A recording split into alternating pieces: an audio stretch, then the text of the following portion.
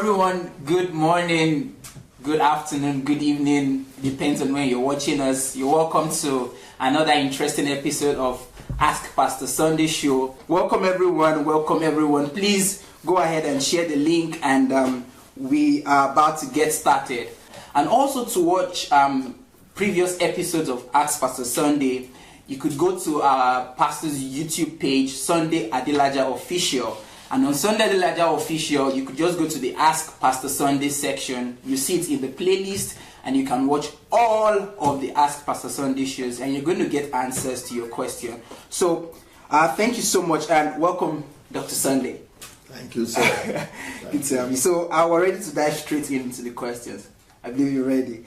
All right. So, the first question I'll be asking is, Dear DSA, I'm currently reading your book, How to Live an Effective Life. I am thoroughly enjoying the book and learning a lot from it. In the book, you wrote about knowing your identity as being the first step to living an effective life. Can we show the book? There is a How to Live an Effective Life. Okay. Yeah, so in the book, you wrote about knowing your identity as being the first step to living an effective life. Mm-hmm. One of the questions you told us to ask ourselves is, who are you? I have asked myself the question and was curious to know your answer to the question too. So, DSA, who are you? So, I thought you were reading the book for yourself. Okay, thank you so much for that question. Who is Sunday Adelaja? That's what I'm hearing. I'm not particularly sure of how detailed you would like my answer to be. How much time you would like me to give to that answer. So who is Sunday Adelaja? In the short version of it, I would like just say Sunday Adelaja is a friend of God,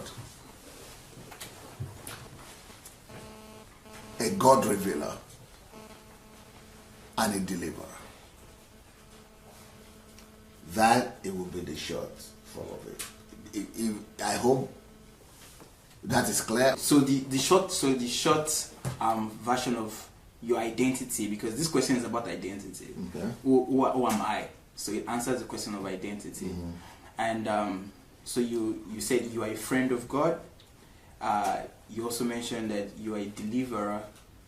And you missed one. Okay, I missed one. You're a friend of God, and also you're a God revealer, and you're a God revealer, and you are a deliverer. Yes. Yeah. In that order. Okay. So what's special about the order? Because I put third for second. Is there anything particular about? I missed the second. I would rather say. Okay, I missed the second. That's the way it I missed the second. So, what? Is there anything particular about the order? It's important that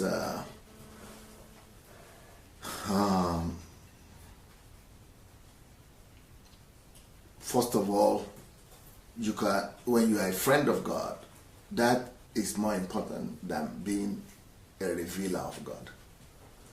Because as a friend of God, that is what brings you to a place to even know what to reveal. And once you begin to know God, then you can reveal Him.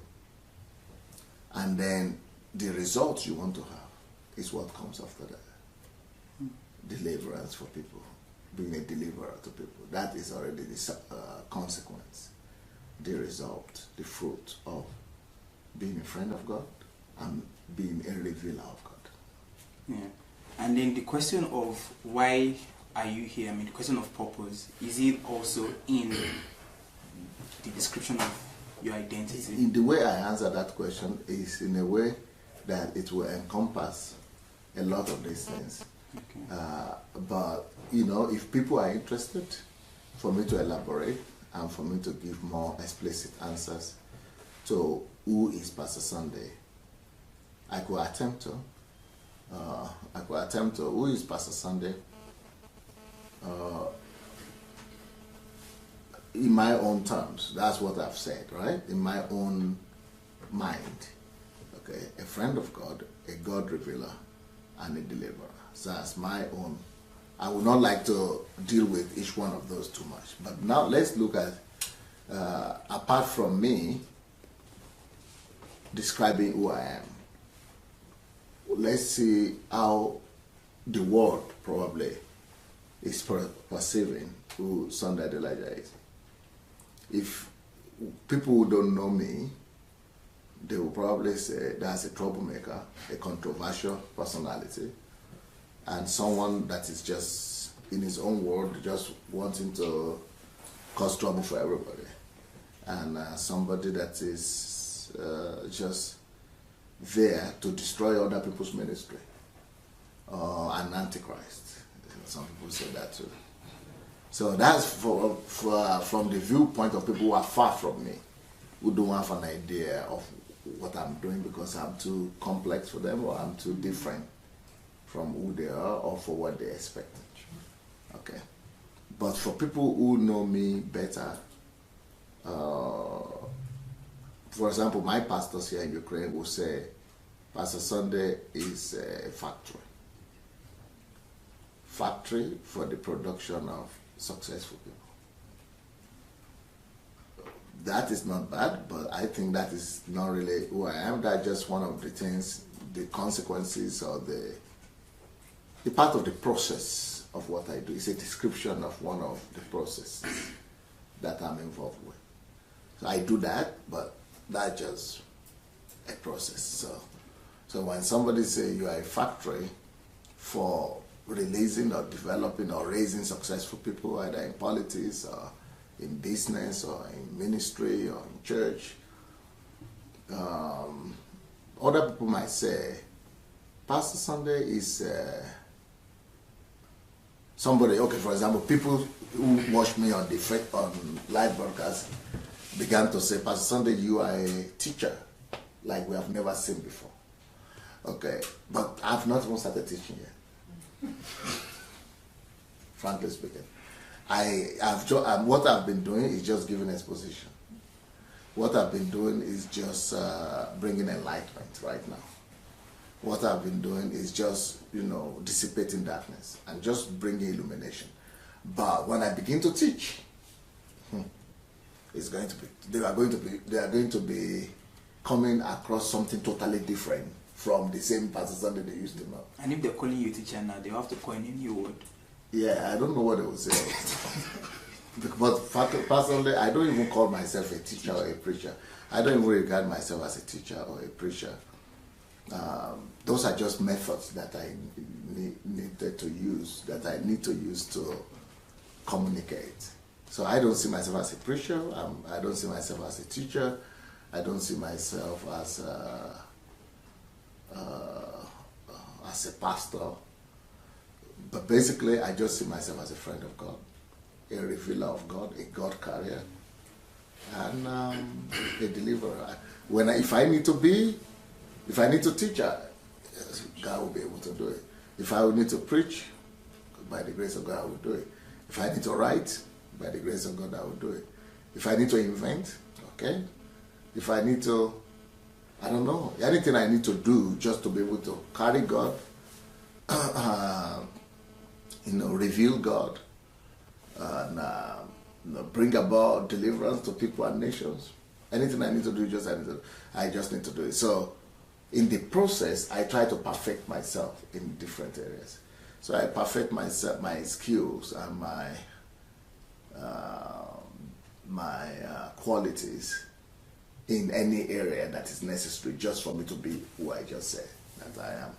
So for me to be a God revealer, an effective one, I needed to perfect my knowledge. So then when they say, oh, you know a lot, you're a man of wisdom, well, maybe, but that's not my goal. So when they say, oh, I got healed through you, or God used you in some revelatory knowledge, or word of knowledge, or word of wisdom, or you are, no, I'm not if necessary, okay, we're going to do miracles, but that's not the way I would describe myself. So if I need to teach, if that is what is needed for me to be able to communicate God and to be able to impart God, all right, we're going to teach.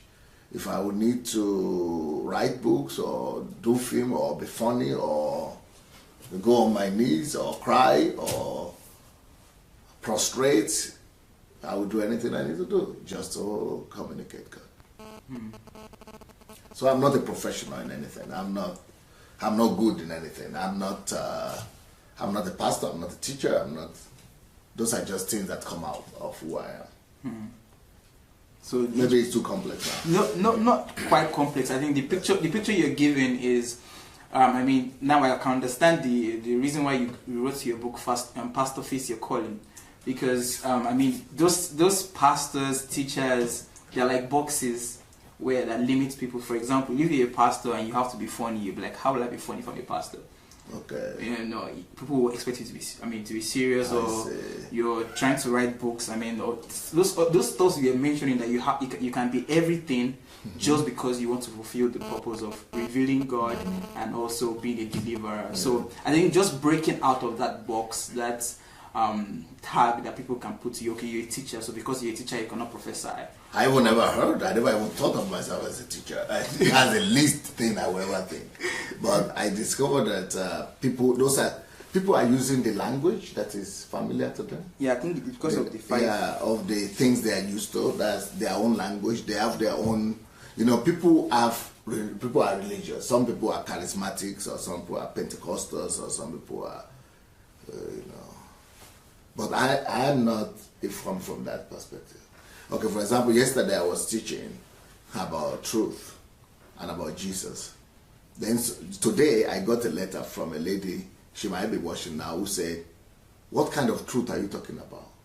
What kind of truth is that? So, do you mean that truth some people can find God? I mean, we as far as we are concerned, truth, what is truth? You mean the Muslims have their own truth or something? Buddhists and something. So I said, you see, because people are very confused from my last night's message. But what they don't know is that what I'm trying to describe to them is similar to what Jesus was trying to say. People always say, for you to be a Christian, what do you have to receive Jesus Christ as your Lord and Savior and all that. Which means you have to become a Christian. You have to, for you to go to heaven, you have to receive the Lord Jesus Christ, your Lord and Savior. Okay. Which means you have to repeat some prayers. Say after me, repeat the prayers and confess and go to church. All right.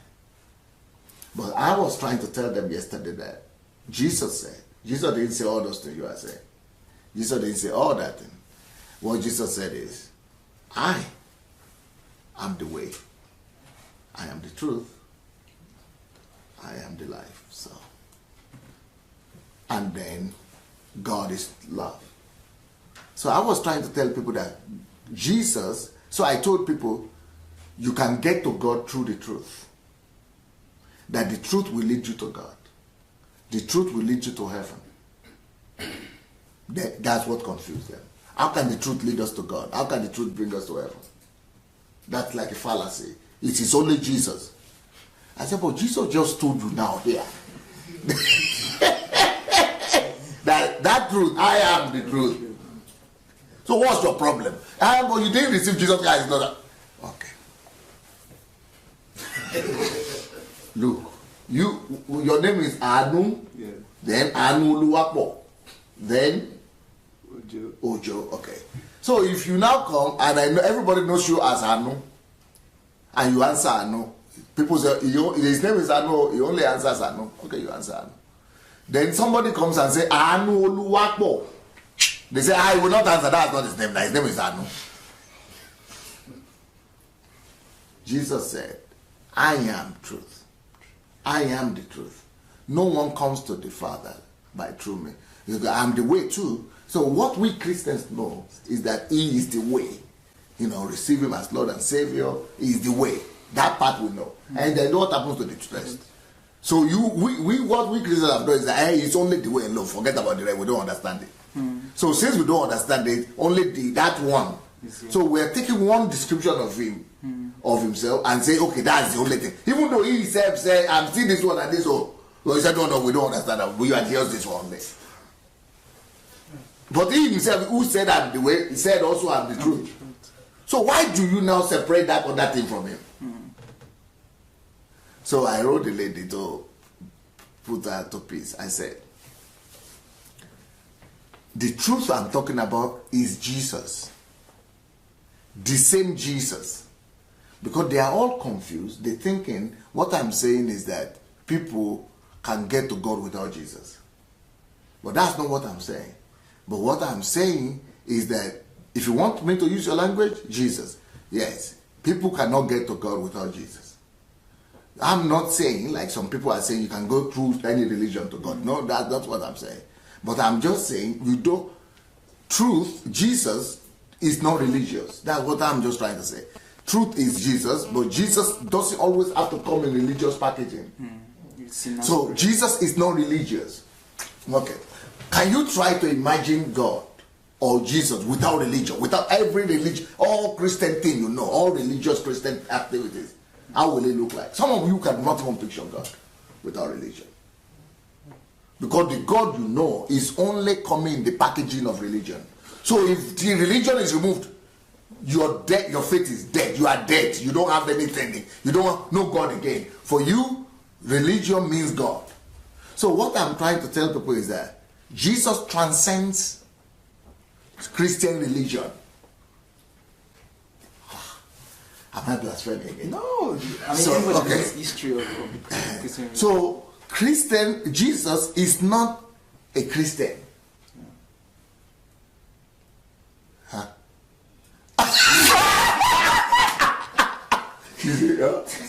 Jesus is not a Christian. Jesus is more than Christianity. So which means Jesus could be pictured without any religious undertone. So I might never go to church and go to heaven. But people cannot. Okay. I might never confess Jesus Christ as my Lord and Savior, but with my mouth like this, with you or before you, before the church, or come forward for salvation, and then go to heaven. And the only reason for that is because Jesus is not religion. Jesus is truth. Jesus is light. Jesus is love. Jesus is way. Jesus is life. If I discover him, I don't need religion to get to heaven. I just need him. He is the way to heaven. And I can discover him as in religion or out of religion, but as truth, as in the church or out of the church, but as love. But in him is what I need, not his religion. Okay, I think I'll just stop there. So that's what I'm trying to say when I talk about myself too. That when you talk about Pastor Sunday, yes, can I teach if necessary? I will. Can I do miracles? If needed, I will. Can I write books? If needed, I will. Can I preach? If necessary, please. Can I pastor a church? If needed, yes. Am I a pastor? Maybe. At this particular time, if I'm pastoring, yes. If I'm not pastoring, I might not be. Can I do it? Yes. Can I write? Yeah. Am I writing now? No. Am I a writer? Maybe. If you want, call me that. But I am not that. Pastor, if you want, call me that. But that's not me. So people sometimes might not understand the things you do and your identity. So what I'm trying to tell people is that, can you know Jesus? This is what Jesus was trying to tell people when he was saying, you want to worship me? You want to know me? You want to know God? You want to know the Father? You want to know God? If you want to know God, forget about this mountain. In fact, I will tell you something. Don't even come here. Forget. Forget coming to this mountain. What about all the sacrifices? What about all the offering? What about all the blood? What about if I don't come to the mountain, where will I do my sacrifice? He said, if you want to know the Father, me, I'm not talking. If you want need your mountain, yeah, you can be coming. Even he said, forget about the temple. But without temple, how can I find God? He said, If you want me to tell you the way you can fight God, me, I don't need temple for that. And you don't need temple too for that. Because if you want to really worship God, don't need that. Forget about that temple. Because those who will worship God, they only need two things. Be in the spirit and in truth. Love the truth and be in the spirit. If you can discover truth, forget about religion. Well, that's why it's dangerous to be asking those questions. Because if you have questions, the danger in that is that I might answer. Mm-hmm. And if I answer, it might bring it to more complication. You might be saying, why did I even go there? You might be regretting if I answer that question. Yeah, I think one of the good things, I don't know, but so people want to put me or you in a box. That's the point. So if I'm not behaving the way they expect me to behave, they are not saying, then he has limited or he has backsliding. But they are the ones who are limited. For example, they are the ones who don't know that you are not just Anu, but that you are also Anu Akmo. You are also Ojo. But then, because people, especially who are limited, they are always the ones who are more proud. People who are limited, they are always the ones who are more sure. They are very sure. But people who know a lot, they know that they don't know anything. But people who don't know anything, most confident. They are the ones who have known everything. They will say you are even the one who don't know what you are talking about. My challenge is that when you get to Africa, especially to Nigeria, Nigerians are super confident. Yeah. They are super confident. In fact, they will be confusing you with all energy like this. That no, they know. Okay. Since they know, God bless them. Well, and that's so profound because I mean, even with your teachings, and a lot of people that just come with. Let me tell you another story. Yeah. Since we have team from Venice here, there used to be a pastor, a lady pastor that they were under before, who was under me herself. She was my pastor, and she left to another country. So she had some news, some rumors, and called me and said, I spoke to this person, this person. What happened? You have to repent. I have to repent. I said, okay, good. I listen. For 30 minutes, she was telling me how I have to repent. I'm a sinner. Okay. So after I finished listening to her, I said, okay, where did you get it from? Oh, I spoke to that one. That one said it also. That one confirmed it. That one said, okay, good. I said, what about me? Me, I thought if I were you, I would have liked to hear your own opinion. But you came and said you repent without even knowing if it didn't happen or it didn't happen. I said, since you already come with conclusions, okay, thank you. But I block you from my telephone. This God has been done in our language here. Since you're already wise in your own eye, and you already have your own judgment, I'm not needed now. I'm no more needed. That was an example of how self-assured our people are. So, and people don't give other people benefit of the doubt. It's like we don't have it in our culture. To give other people, maybe I could be wrong, let me hear the other side. But maybe there's something I'm missing. Maybe there's something I don't even know. But we'll try to introduce it to Nigeria, that culture. We'll try it's a value system. It's a value system, sure. Basically, you asked the question about who, for DSA to answer the question, who are you?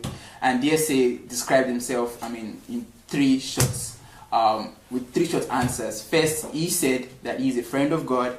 Second, he said he's a God revealer. And third, he's a deliverer. And he said it can be anything else just to fulfill these purposes. To be a friend of God, to reveal God, and to also be a deliverer. And talking about how you don't need to put yourself in a box and allow people put you in that box to describe you who you really are. But find your identity not based on the description of people around you, but find your identity based on your core. You also being in relationship with God.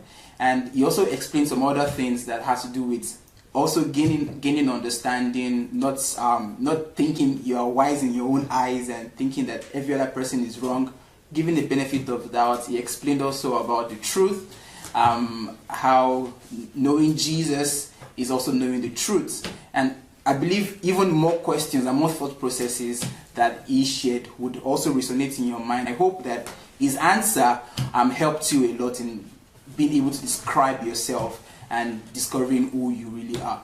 And thank you also, DSA, for your response. Is always, for me, I like it because it makes my head think too. It makes me use my brain a little bit more. All right, sir. So let's go to the next question. So this person is asking, having known that I'm called into the ministry, how do I start? Am I to serve under a ministry first? I am 24 years old. I feel that I'm getting old for ministry. And please, sir, please list for me some sacrifices I must do for an outstanding ministry. Some price to pay. First of all, where do you start? The Bible says that in the beginning, God. If I were you, I would start with God. All that means is go and make sure you find or discover God first. Basic thing. Forget about ministry. When you discover God, ministry will flow. Like what you said earlier. Be a first friend of God. And well, if they can do that, so if you want to know what that entails, you can find God through knowledge. You can find God through seeking. You can find God through prayers. I talk about solitude a lot. If you want, you can go and listen to my teachings on solitude. You can just go to YouTube and write Sunday Adelaja and the word solitude and search on YouTube. So you'll be able to get a lot of knowledge on how to do that. So, but if you can get a hold of God, ministry will just be an aftermath, a consequence. And that's why I was talking about being a teacher or being a miracle worker or being a writer or being, all those things are just insubsequential consequences. Mm-hmm. Mm-hmm. Well, I guess because the way the guy is asking the question, as sacrifices. He's talking as if ministry itself is a goal. It's the goal, it's the target. But I'm trying to say, no, those are just consequences. For example, people always ask me this question: how is it pastoring a large church, a mega church, or largest church in Europe? Now we broke it down. It's no more the largest church, maybe, but it used to be the largest church for a long time. So, what does that mean? I say that for me, that is not a big deal. It's not the goal. It's just a strategy. It's just a method of achieving a goal.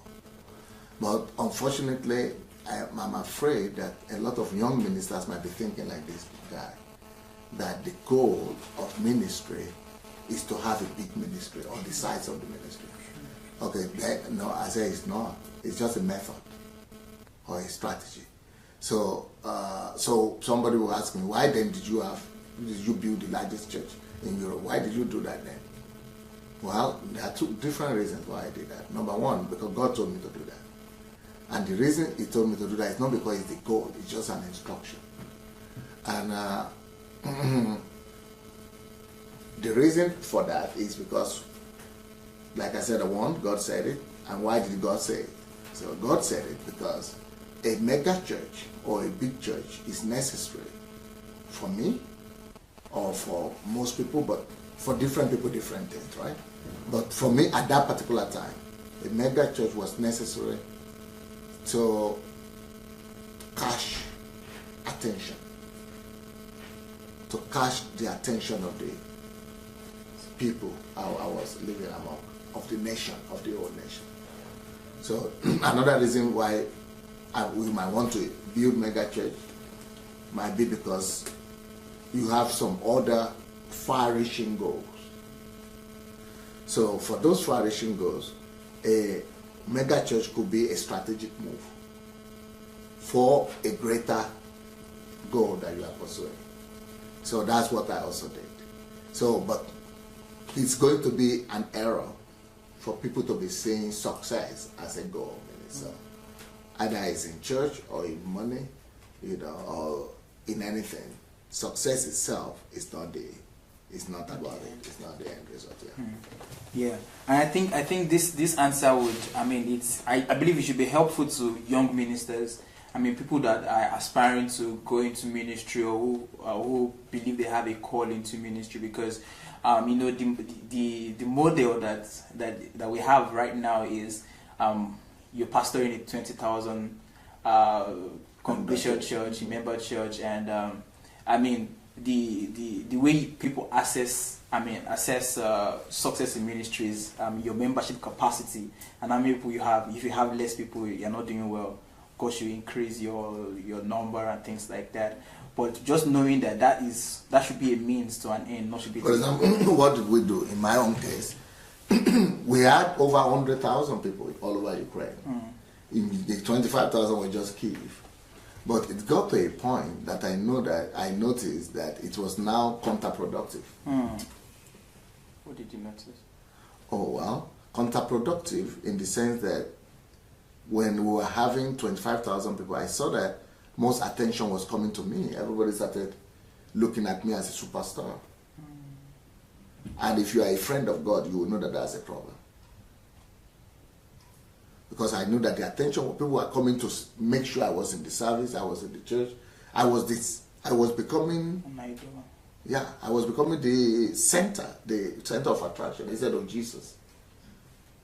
So I needed to destroy that idol myself. The golden calf, I needed to break it. So first of all, what I did was I divided the church into 40 different smaller groups. And then I was still preaching in the central church. Then later on, I walked out of the central church and put somebody else. And I go only once in 1 month to preach. I needed to destroy that idol. Number two, I also noticed that the reason why it was becoming idol was because the goal was already met. And at the point the goal was met, I was still holding on to the strategy. Because it feels good, it makes good talk and people. So when the goal for a thing is done, dismantle it and reformulate it for another goal. That's profound. Yeah. If you don't, you will have your own shrine. They will be coming to worship you. Well, a shrine of the name of Pastor Sunday. Wow, profound. Yeah. Interesting. But people will not understand that. Yeah. Some people go ahead and say, "Oh, Pastor Sunday has been removed from the church." Okay, that's what they want to think. God bless them. They say, "Oh, this has happened." Okay, well, God bless you. You think anything you want to believe, that's what you believe. It is well with you. Well, thank you so much. But if you want to know the truth, ask from the horse's mouth. Yeah, ask from the source. Because, for example, if you don't ask, you might never get to this wisdom in your life. Yeah. You might just be thinking what everybody else is doing is what is okay. And I think because people are not really lovers of truth. Yeah. Yeah. So the second reason why I needed to dismantle that, well, apart from becoming a superstar, is because I discovered that what I could do, other people were not doing, just because I was doing it. Not that they couldn't do it, but they were not doing it. And at a point, then you got to a place where they were having less and less faith in themselves that they could actually be like me. So I needed to dismantle it to now build another structure to convince people that I'm not better than you, where they say you can do exactly what I can do. That's why we now started doing the trainings and the home groups and because that's the strategy now. So that now nobody needs to call upon me for deliverance of alcoholic or drug addict or for healing of cancer or to go and preach anywhere. No, I'm not needed unless if I just need to come up or something, because everybody can do that now. Sure. Amazing.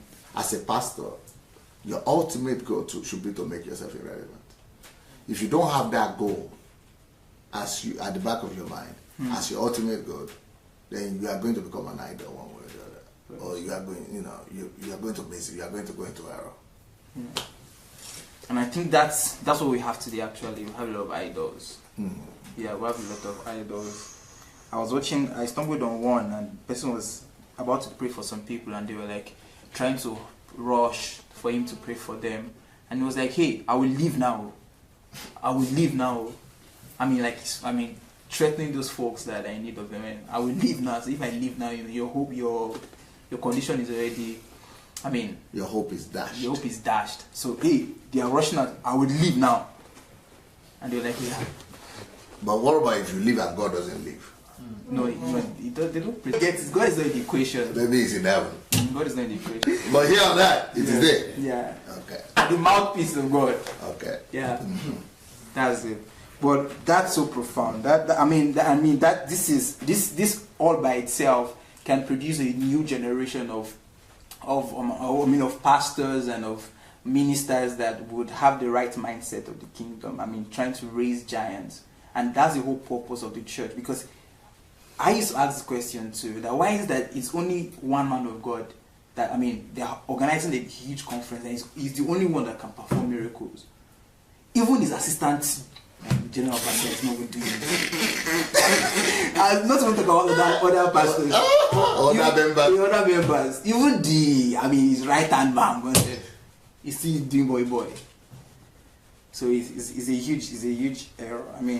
That needs to be corrected. Well, thank you so much, TSA. Also, you could watch the video. It will be uploaded on Sunday Adelaja Official on YouTube, and you can go back and watch it all over again. Alright, so let's go to another question. Good day, sir. I have passion for self-discovery, but I want to know how to help someone who has passion for something other than what he is studying in the university. This person is being sponsored by the parents, probably to fulfill their dream. Sir, I don't know what to do, and I need your invaluable counsel on this matter.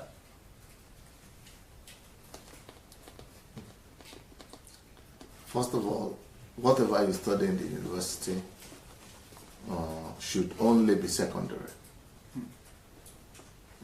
Your primary education should be self-education, which is self-development. Anything you do, like we are talking with you today, and not just you, I've noticed with almost all the students that have ever come to see me here. For me, as far as I'm concerned, if I'm going to rate people I meet, these are graduates of medical school students, graduates and things, I rate them as people in my own mind, they didn't finish secondary school. They have never gone to school, maybe primary school. They are not educated at all. But I discovered that they have passed some exams in their medical school and they have degree or they are doctors. But for me, they are uneducated people.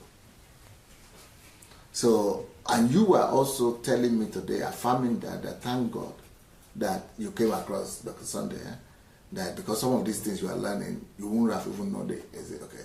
So I want you to explain that to people, that the fact that you got a degree somewhere is education. When I talk about education, it's totally a different thing I'm talking about. And that is what people should pursue. And if you have that, you'll be able to become anything you want. If it's your passion or it's not your passion, or you can become anything if you have what I'm talking about now. But if you only have degree and diploma, then you are welcome to the prison of your life. Well, it's interesting that many of our questions are coming from what we discussed earlier, because we're talking about self-education, and I mentioned to him that giving an example of how to live in the here and now, how to live consciously. That is something I didn't hear from anyone. No one taught me how to live consciously. No one taught me how to be in the here and now. I didn't learn it in school. Even in church, I didn't learn it. Or even the subject of purpose, I didn't learn it in school. My teachers didn't teach me how to discover my purpose and how to live a purposeful life. What I learned, I'm a medical doctor. What we learned in school is how to be a medical doctor, and all the knowledge that you need in the medical field. But then talking about self-education, And that is something that we can't trade for any other thing, because that is how we can become the best version of ourselves. Because it's only through self-education that you're able to tap into your ingenuity. That's the only way you can unravel the things that are in you. I mean, because one of the things that I also learned from him is that we were custom made by God, we were packaged by God to fulfill a specific purpose here on earth. And it's only through self-education that we can begin to discover and unearthing all of those treasures that are in us. And through self-education, you learn beyond just what you're taught in the classroom. You learn life, because we're talking about how nobody teaches what life is. I mean, the essence of life, not job, not wanting to be a doctor or an engineer, but what life really entails. We don't get to learn that in school, because school will not teach you about life. You won't learn about so when I say people are not educated. Yeah. When in my own understanding, why do I say that? Does that make people feel that, okay, what does it mean? Or these people I met are so bad? Or no, they are not so bad. They are the best in their schools and their university. So can you help them to try to understand what I mean by saying that? Yeah, the number one thing about when pastor says that people don't even, like they're not educated, is that the basics of life.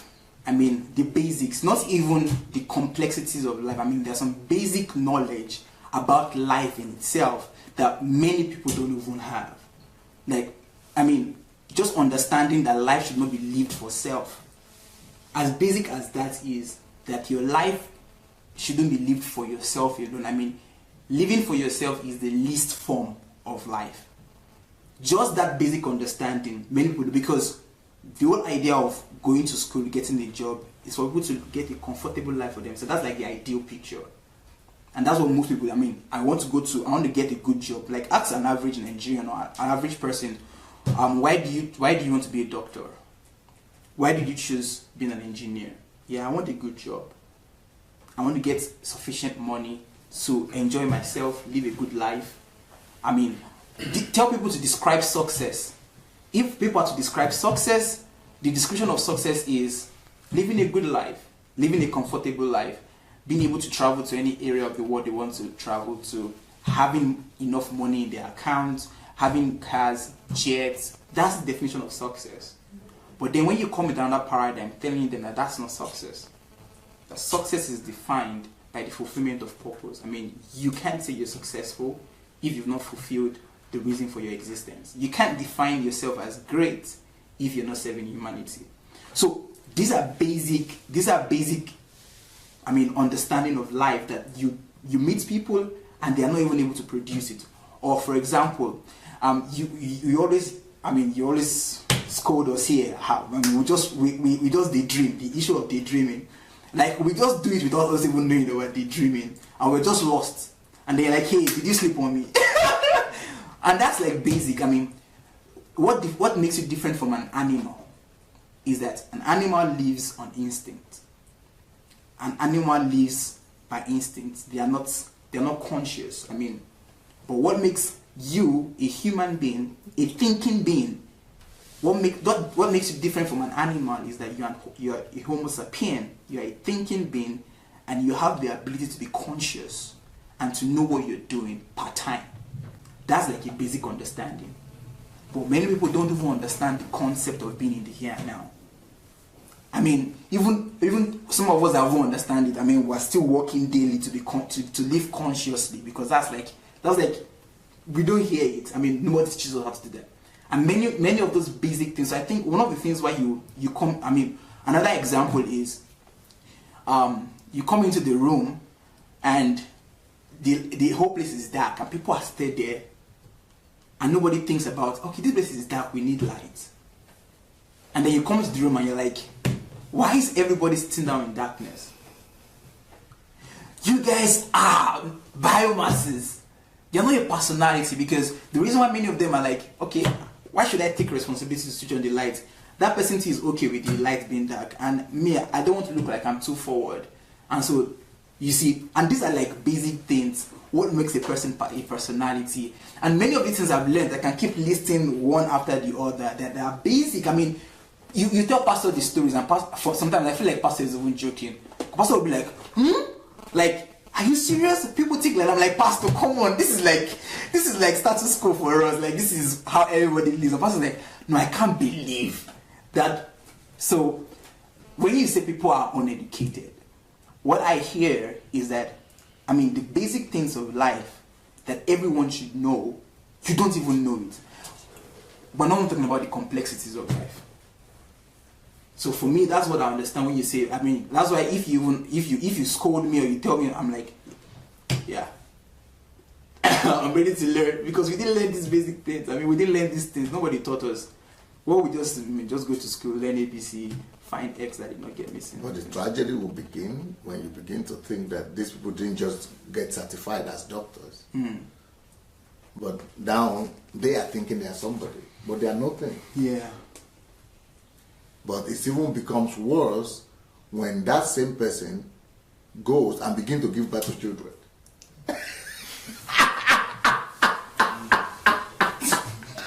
And then somebody will be calling them daddy, mommy, papa, papa. And then they think they have already, so who are you to now say you want to teach them anything? So then you have countries or whole countries or society full of bad masses. Animals with 2 legs. Yeah. Yeah. Well, for your pastor, I mean, some of them will become governors and things like that, and they're all empty. At that point where you're like, well, we have to keep learning. And I mean, the conclusion is, I mean, there's nothing that you can replace with self-education. There's really nothing you can replace it, because that is where you make all the discoveries possible. That is where you develop yourself. That is how you can live an effective life. That's how you can maximize life. And that's why this book is important. Yeah, I'm reading the book presently, actually. Also, and trying to read the novels. But this book cannot be read without the essence and value of life. Yeah. This is actually the foundation. Then comes the thing. You have to know the essence and value of life. Essence and value of life. Not many people do even question themselves what is the essence and value of life. People might ask themselves, who am I? But what about life as a whole? What about life itself? What is life? What is the meaning of life? They say. This is what answers. Then this now tells you in particular how to take advantage of this life and make it effective for yourself and for your goals and for whatever. But the who am I only helps us, who am I, to discover you. So there are 3 things. Let's hold them. 3 things. Can you tell me the difference between these 3 books? Well, who am I will help you in discovering you. I mean, to give you answer to your identity. Okay. So why is that important? Why this is important? Because it helps you understand yourself. I mean, understand you as an entity, not life. I mean, broad, but you specifically. So the focus is on you as an individual. Okay. Yeah. Then the essence and value of life is giving you a holistic. So this is you in the picture of life. So this is like you in the this life that I have now. What is the value of the life? Why am I living?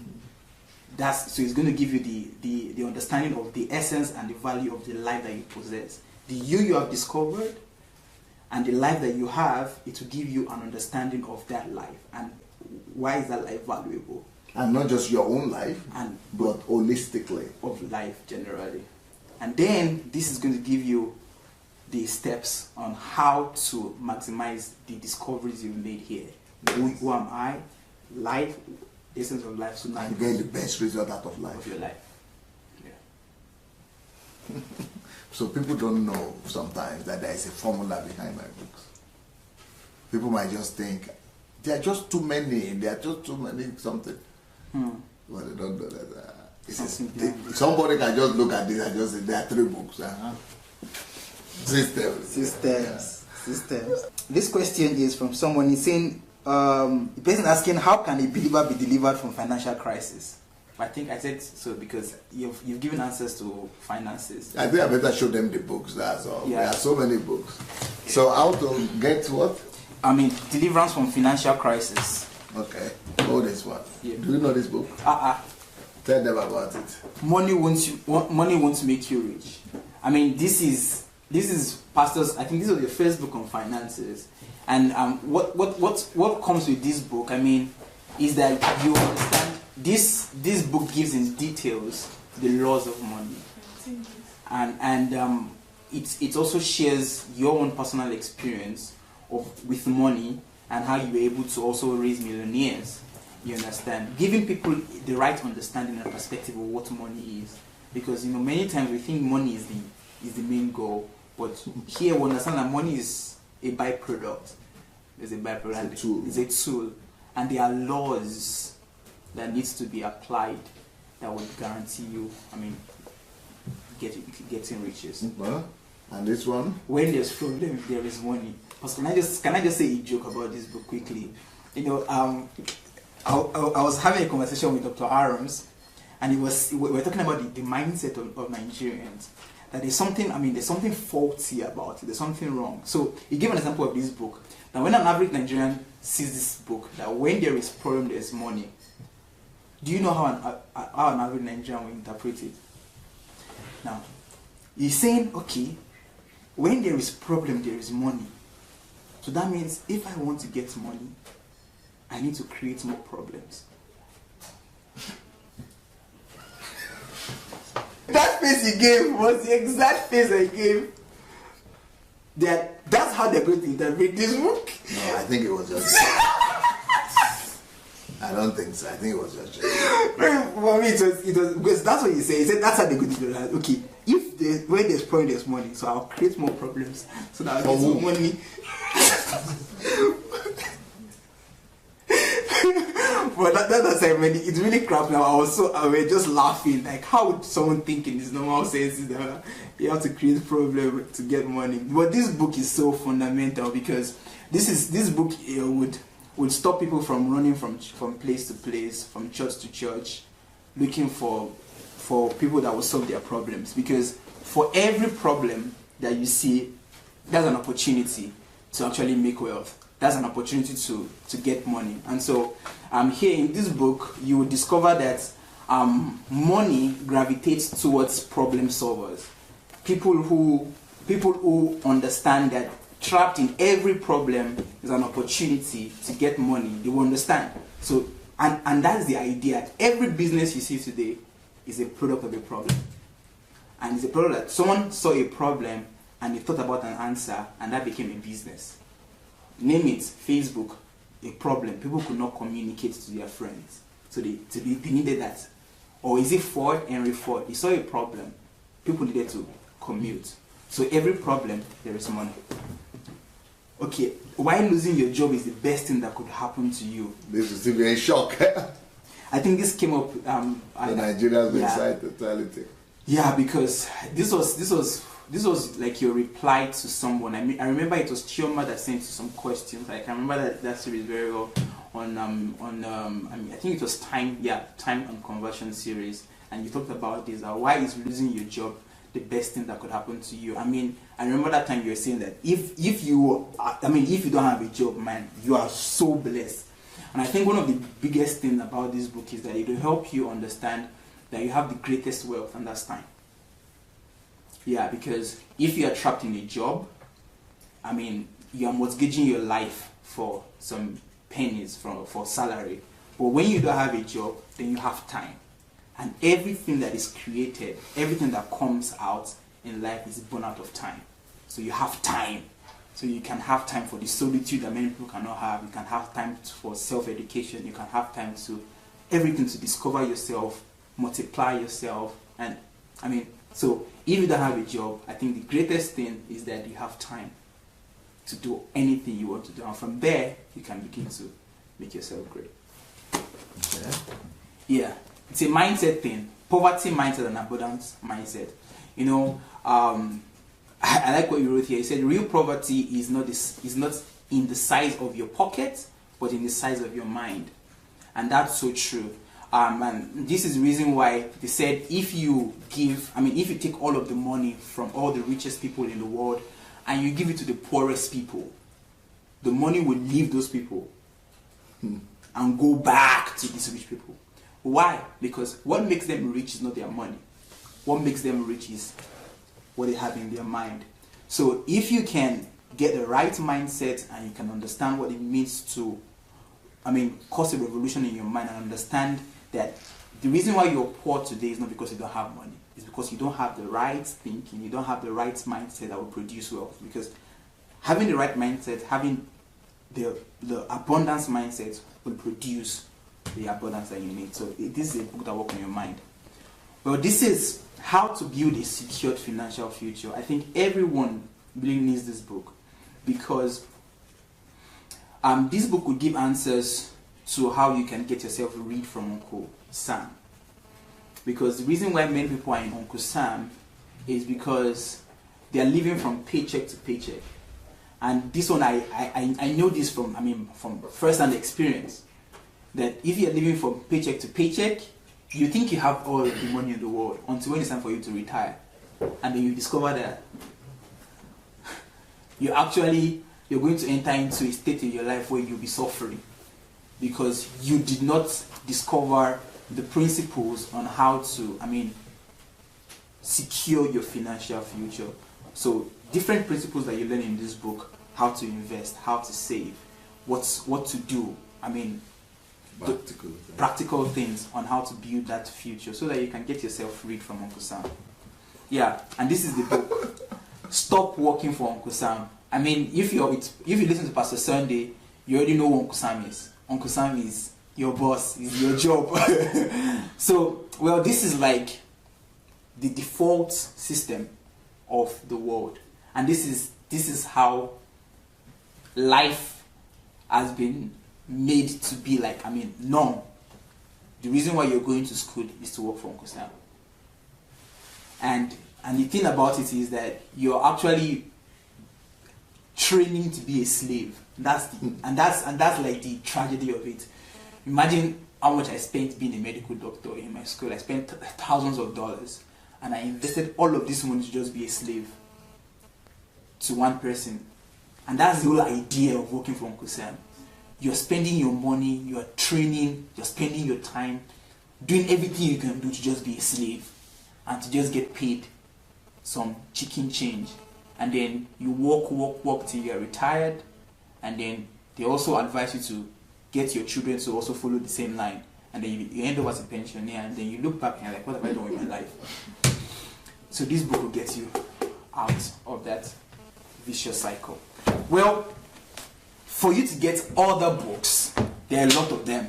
You can check on Amazon and you can see all of the books that Dr. Sunday has on Amazon. And if also you want to get the books, you can write dsasbooks@gmail.com. So you're going to get it at a discounted price, and you can also be a distributor. And also you can get his books on Amazon and on Okada Books. And well, we've come to the end of this episode. I'm sure you had a swell time. If you want to watch on Pastor's YouTube channel, it is Sunday Adelaja Official. Yeah, you're going to find even previous episodes and thousands of messages that can revolutionize your mind. Thank you so much, DSA. It was a wonderful time with you. And bye for now. Peace.